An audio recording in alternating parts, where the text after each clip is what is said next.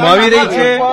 આપે હમણાં જ જોયું 5 રાજ્યોના ચૂંટણીના પરિણામોમાં, 5 રાજ્યોના ચૂંટણીના પરિણામોમાં 3 રાજ્યોમાં સ્પષ્ટ બહુમતીથી ભારતીય જનતા પાર્ટીએ સરકાર બનાવી અને 3 પૈકી 2 રાજ્યોમાં સ્પષ્ટ બહુમતીની કોંગ્રેસની સરકાર હતી।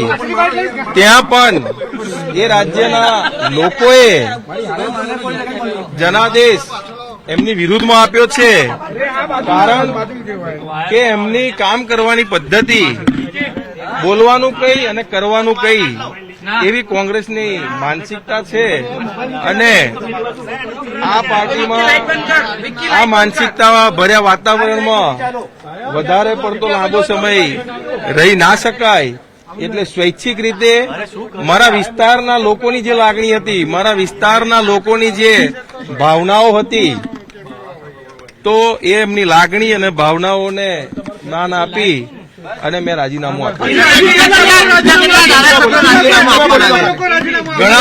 ઘણા સાથી મિત્રો છે અને પોતે પણ કોંગ્રેસમાં ગુંગળામણ અનુભવે છે, તો આવનારા સમયમાં હજુ પણ કેટલાક મારા સાથી મિત્રો કદાચ કોંગ્રેસને અલવિદા કરી દેશે।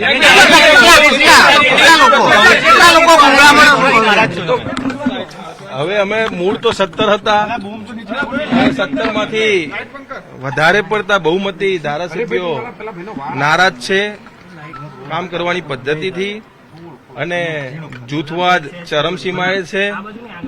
નવા કાર્યકર્તાઓ, નવા ચહેરાઓ, યુવાઓને પાર્ટી કોઈ પ્રોત્સાહન આપતી નથી।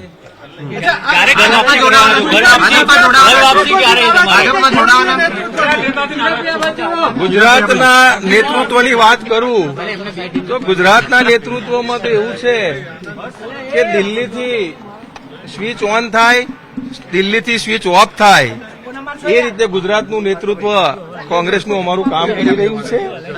એટલે નેતૃત્વ દિલ્હીથી ઓપરેટ થાય છે, પણ જયારે દિલ્હીના નેતૃત્વની વાત કરું તો દિલ્હીનું નેતૃત્વ એ જે રાજા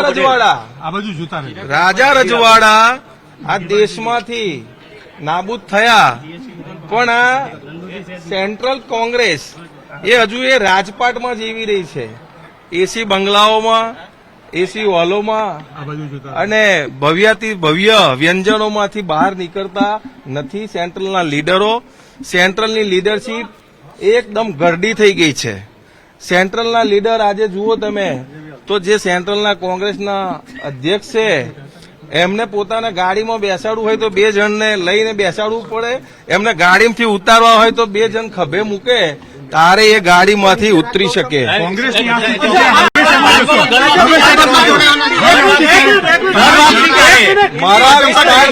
મારા વિસ્તારના લોકો જે મને આદેશ આપશે, મારા વિસ્તારના લોકો મને જે આદેશ આપશે, એમનો જે નિર્ણય હશે એ હું માથે ચડાવીશ।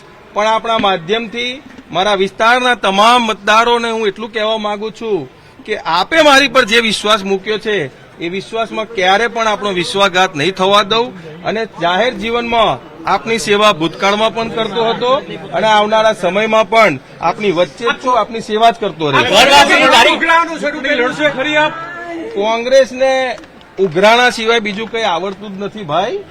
એ સેન્ટ્રલના લીડરો જે છે એ કોંગ્રેસના ઉઘરાણાના લીધે આજે હમણાં તમે જોયું હોય તો એક કોંગ્રેસના સાંસદને ત્યાંથી 250 કે 350 કરોડ રૂપિયા, 350 કરોડ રૂપિયા જેટલી રકમ પકડવામાં આવી છે અને એક બાજુ હજુ આ લોકોએ પાછા નવા ઉઘરાણાનું ત્રાટક રચ્યું છે। ઘર વાપસી ક્યારે કરી આપો? ઘર વાપસી ક્યારે? ઘર વાપસી ક્યારે? મારા વિસ્તારના લોકો જે નિર્ણય લેશે અને જે મને આદેશ આપશે એ આદેશ પ્રમાણે હું આગળ વધીશ।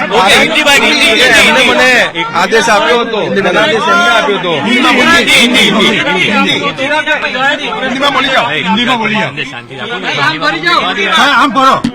ચોક્કસ પ્રજાએ જે જનાદેશ આપ્યો હતો એ એમના જનાદેશનું સન્માન કરું છું, પરંતુ જ્યારે દેશ, મેં પહેલા પણ આપણે કહ્યું કે જ્યારે દેશ આટલી મોટી વિશ્વમાં ત્રીજી મહાસત્તા તરફ જઈ રહ્યો હોય, આજે જીડીપી આપણો આટલો વધી રહ્યો હોય, માનનીય પ્રધાનમંત્રી શ્રી દેશના હિતમાં આટલા સારા કાર્યો કરતા હોય, પરંતુ કોંગ્રેસને વિરોધ સિવાય એક બીજેપીનો વિરોધ કરતા કરતા દેશના સન્માનનીય પ્રધાનમંત્રીનો વિરોધ કરતી થઈ ગઈ અને એમાં દેશની જનતાએ જોરદાર તમાચો માર્યો છે અને આજે કોંગ્રેસ વર્ષો પહેલા હીરો હતી, આજે ઝીરો થઈ ગઈ છે. તમે જુઓ કે વર્ષોના આ દેશના તમામ હિન્દુઓના આસ્થાનું પ્રતીક એવું રામ મંદિર, હવે રામ મંદિરનું જયારે ભવ્યથી ભવ્ય નિર્માણ થઈ રહ્યું છે, 22મી જાન્યુઆરીએ આ દેશ માટે એક નવો સૂરજ ઉગી રહ્યો છે, ત્યારે આ કોંગ્રેસ આજ સુધી એક પણ સ્ટેટમેન્ટ ભગવાન રામ કે રામ મંદિરના હિતમાં કે એના તરફેણમાં એક પણ શબ્દ કોંગ્રેસના નેતાઓ ઉચ્ચારવા સંમત નથી.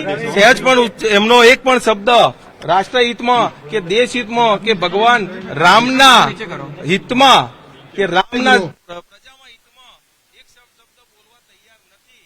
ત્યારે આ પાર્ટીમાં મારી દ્રષ્ટિએ ગુંગળામણ મારા જેવા કેટલાય ધારાસભ્યો અનુભવી રહ્યા છે. આવનારા સમયમાં એ આપને ખબર પડશે.